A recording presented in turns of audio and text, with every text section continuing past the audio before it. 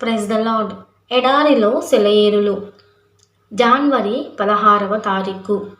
అప్పుడు పెద్ద తుఫాను రేగెను. మార్కు సువార్త 4వ అధ్యాయం 37వ వచనం. జీవితంలో కొన్ని తుఫానులు హఠాత్తుగా వస్తాయి.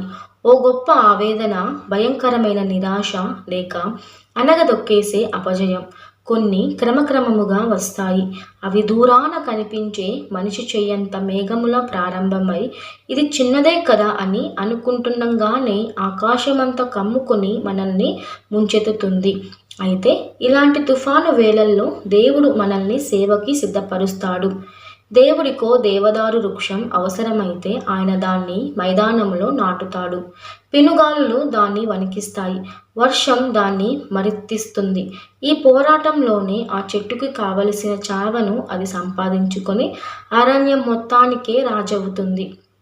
దేవుడు ఒక మనిషిని ఎన్నుకున్నప్పుడు ఆయన అతన్ని తుఫానులో నిలబెడతాడు. ఆ మనిషి విజయం సంపాదించడం అనేది చాలా కఠినమైన పరీక్షలతో కూడుకొని ఉంటుంది. ఏ మనిషి తుఫానుకు ఎదురు నిలిచి గెలవకుండా మనిషి అనిపించుకోలేడు.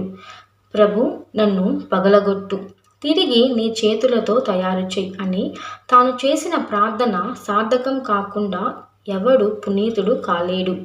ఓ ఫ్రెంచి కళాకారుడు తన అపార మేధశక్తి సద్వినియోగించి ఒక చిత్రాన్ని గీశాడు.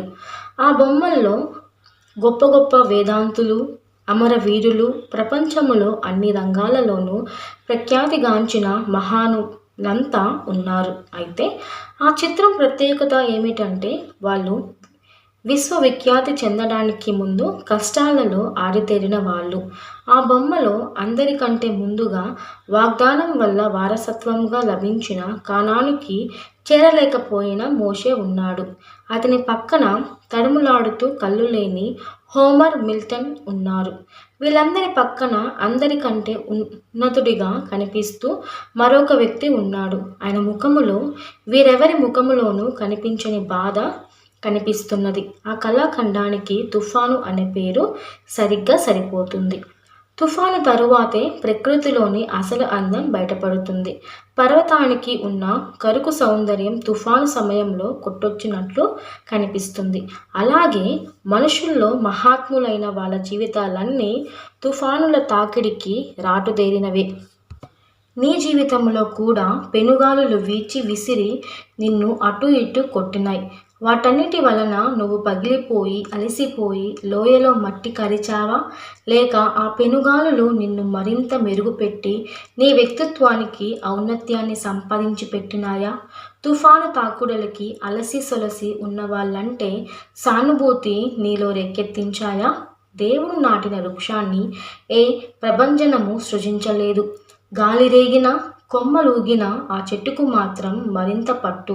భూమి లోతుల్లో వేరు తన్నే మహాభుజముగా దేవుడు పోషణలో అది శాఖోపశాఖులై పల్లవిస్తుంది. ప్రభువు గుర్తించే పాదసాన్ని కదిలించే తుఫాను లేదు. ఉరుములు, మెరుపులు, వడిగా కురిసిన పిరుగుల సవ్వడి ఎంత రేగినా ఏమి కాదు. దేవుడు నాటిన ఆ దివ్య వృక్షం నిలకడగా ఉంటుంది, నిత్యం పుష్పిస్తుంది. Praise the lord.